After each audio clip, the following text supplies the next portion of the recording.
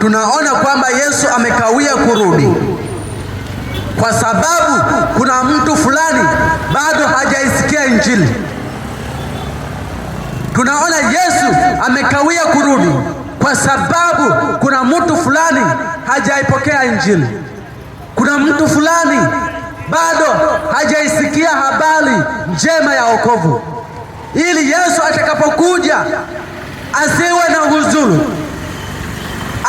huzuru wa kusema mimi sikusikia wala sikuhubiriwa, asiwepo. Maana anasema ya kwamba katika kile kitabu cha Mathayo ile sura ya 24 na ule mstari wa 14, kisha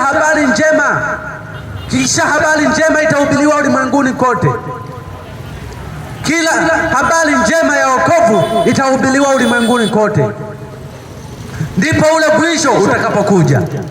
Kumbe ambacho tunakisubiria kwa wakati huu, ihubiriwe habari njema kwa mataifa yote na watu wote, ili yeye Yesu Kristo atakapokuja asiwepo miongoni mwao atakayekuwa na uzuru akasema ya kwamba mimi sikusikia wala sikuhubiriwa habari hizi za wokovu. Asiwepo. Yesu amekuja ili tuokolewe. Muamini Yesu Kristo leo ili uwe na uzima wa milele. Usiwe na huzuru ile siku Yesu atakapokuja. Mungu awabariki, Mungu awatie nguvu mnapoamini katika Yesu Kristo.